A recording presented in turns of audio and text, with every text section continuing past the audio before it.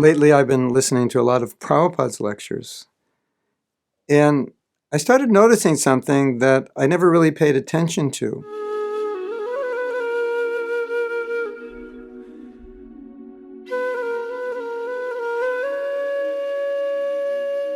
Prabhupada is very dramatic, very urgent, very forceful, and very powerful. When his lectures get going, it almost sounds like there's a script and there's an actor, because there's so much emotion, there's so much urgency, there's so much power. And most of us don't speak that way. And it's very interesting to note, if you haven't noted. I don't know why I haven't noticed that. That is amazing. But I guess I'm more used to listening to lectures of my God brothers and God sisters for many years.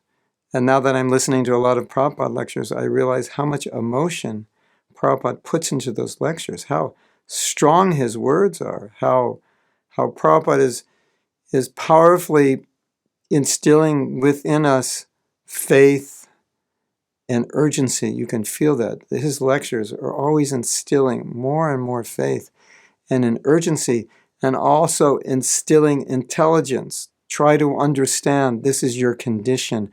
Don't remain here. Go back to Godhead. The other thing that I noticed, which is very interesting, I mean, I knew this, and I've told devotees this, but when I started listening to more lectures, I saw it coming up often. Often Prabhupada would end his lectures with, and go home back to Godhead. Do this, do this, do this, and go home back to Godhead in this lifetime. That's how he would end a lecture, and everyone would cheer, of course. That's quite a high note to end a lecture on, isn't it? Become Krishna Conscious in this life and be happy, go home back to Godhead. Thank you very much. Like so many lectures ended that way.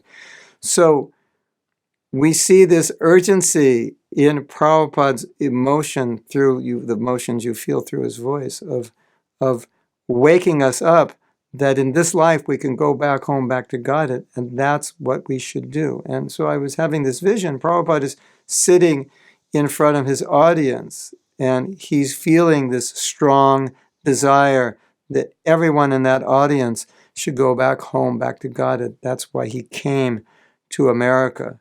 That's why he's preaching. That's why he's giving this class.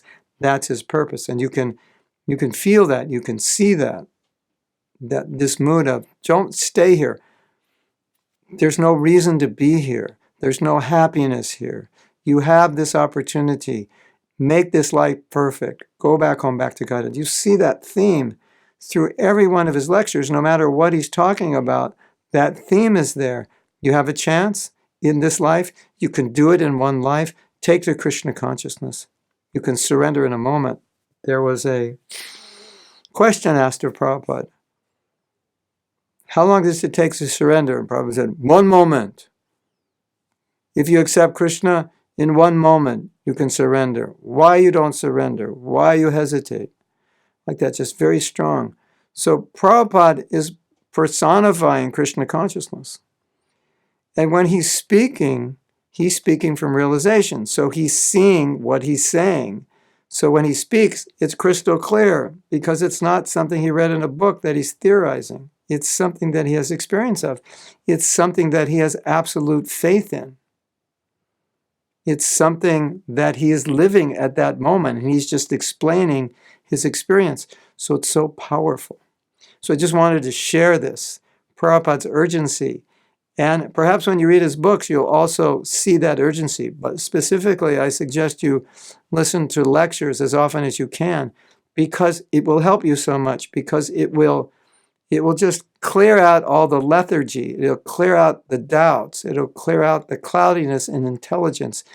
It'll clear out the I know I should, but, and all of that, because Prabhupada's words are so powerful because of his realization.